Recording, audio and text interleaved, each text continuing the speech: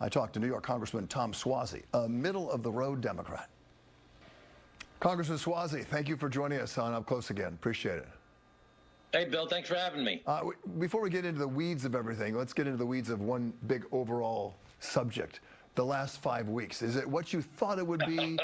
What hasn't it been what you thought it would be? What hasn't been what you thought it would be? Well, Steve Bannon actually gave this strategy to Trump a long time ago, and he said you have to have what he calls muzzle velocity, so many different things that are happening at once, because in their view, the press and even people can't focus on more than one or two things at a time. So you come out with 5, 10, 15 things every week, and, you make mistakes, you screw things up, and you move on to the next thing, and nobody can pay attention because people can't focus on so many things at once. And, it's very hard. It's very distracting. The media environment is very fractured. People are all hearing different messages depending on which echo chamber they're in. And they'll do things and make big mistakes. I mean, they fired the people responsible for overseeing the nuclear stockpile. But, they said, oh, that was a mistake. So they tried to hire them back. But they had kicked them off their government emails, so they didn't have their email addresses. Exactly.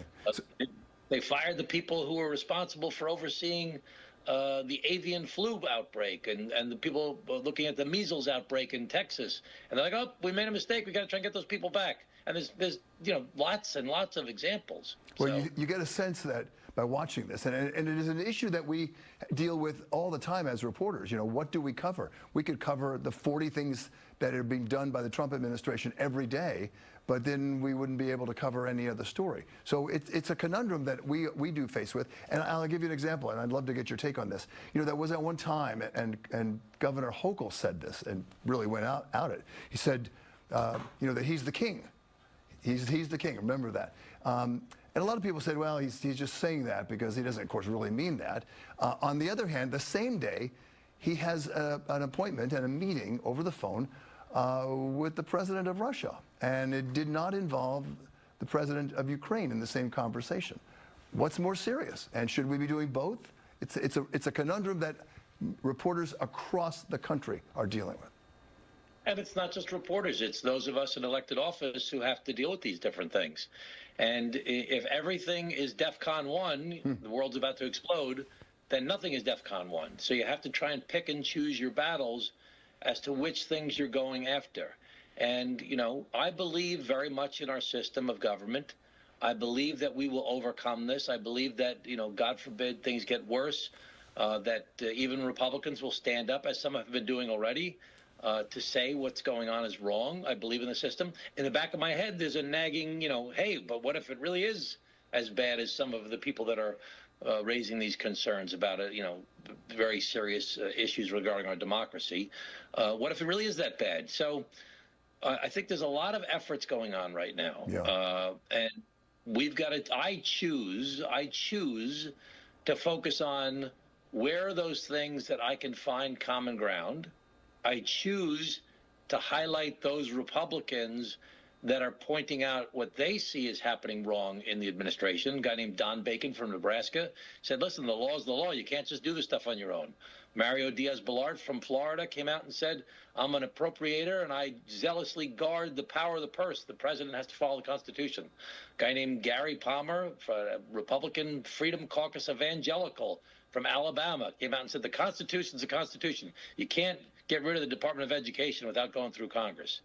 Other members of Congress come out and said the president is dead. Republicans have come out and said the president is dead wrong on Putin and Ukraine. And, Zelensky is democratically elected and Putin is a dictator. And Putin and Russia started this war. So Brian Fitzpatrick and Joe Wilson, who are co-chairs of the Ukrainian caucus, Republicans, have come out and stood up to the president. Right. So I'm trying to find those areas, highlight those areas, and encourage more of it. And we have to remember that President Kennedy wrote a book after 175 years of American history, and he said it was called Profiles in Courage. But after 175 years, there were only 8 people in the book. So you don't see people standing up to their own party as often as we would like. But they've got to do that, and especially when he crosses the line, which I believe he has, breaking the rules of the Constitution with some of the executive orders that he's trying to usurp the power of Congress. Well, let's talk about some of those. But before we do, I want to talk about some of the people that you are dealing with. You just mentioned 5 or 6 Republicans who are taking a stand against the president. How many Republicans are willing to do that? You work with some of those people. What are they saying to you? I think that right now, everybody's kind of, especially on the Republican side, definitely not on the Republican side, they're kind of like a little bit, they're very intimidated by the president. You know, one tweet and they're going to lose their next primary. And they're trusting that, you know, a lot of it is bluster and a lot of it is all part of a big plan. And meanwhile, there are a lot of people in the Democratic base that are like, hey, what the heck is going on here? This is really out of control. Yeah. So we've got to keep on doing our job. There's 3 things that people concerned can do. One is legislate, and that's not easy to win legislative victories when you're in the minority, when you don't control the House or the Senate or the presidency. Mm-hmm. Number 2 is you can litigate, and there are a lot of outside groups working with members of Congress who have like a rapid response legal team that are working on lawsuits to actually point out some of the unconstitutional stuff, like when the president said he wants to get rid of birthright citizenship. I mean, that's patently on its face completely illegal. And there are other things that he's done that have violated the Constitution. There's litigation to try and slow that down and actually block that stuff. And then there's mobilization. You can try and get people to show up and bring attention to, especially Republican members of Congress, when they're concerned about things that they think are beyond the power of the president and which they think are just plain wrong, like some of these budget items. He was elected by the people of the United States, by 2.5 million people. He won the votes by.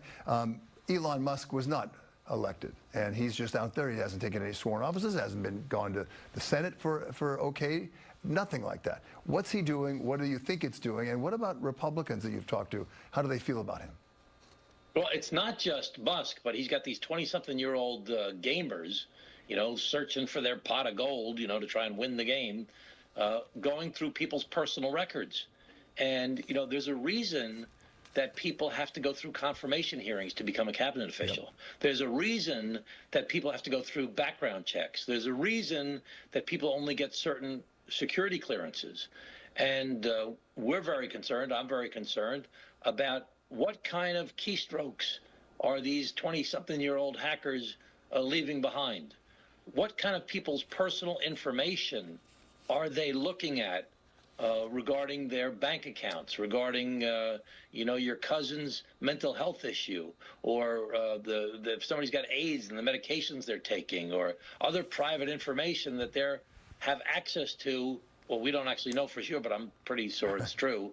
What kind of information do they have access to that they shouldn't have? So we are bringing that up, you know, every single day.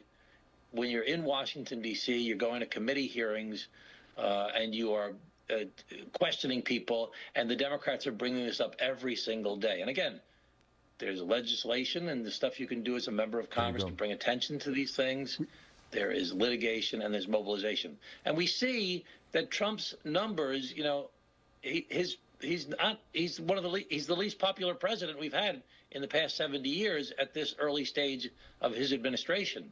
And I believe that more and more Republicans, because they're either concerned about national security, they're concerned about the economy, which is, you know, the president ran on the economy. I mean, what's he doing about it? I mean, egg prices are going up. Inflation is going up. I mean, and I think it's going to keep on going up unless Congressman, we have one minute left, and I want to get this in, because coming this next week, they're talking about, Mr. Trump is about getting tariffs in Mexico and Canada. We got about 45 seconds left. You have the floor for that. But what's going to happen here? Well, he's delayed it twice. I mean, he's going to keep on delaying it. He's going to see if he puts these tariffs in place, especially as broadly as he has, as opposed to being strategic about it. You're going to see inflation go up. You're going to see the stock market go down. That's going to rattle him, because I think that he watches that very, very closely. The bottom line is the president ran on the economy and on the price of eggs and the price of other goods. He ran on the border. He ran on things like that, and he has not been doing those things. And they're proposing now a massive tax cut, while also cutting some very serious programs that is going to these combined are going to cause a massive increase in the deficit. It's going to cause more debt for the country. It's going to cause inflation to go up even more. And maybe, so we've got to keep on pushing. And maybe it will be delayed once again. Congressman Tom Suozzi. And I'm still looking for common ground. I'm still looking for a place to work together on immigration. Well, a lot of people would agree with you. That's what we need to look for. Tom Suozzi from Long Island, really appreciate it. Thanks for joining us this morning. Thanks, Bill. All right. We also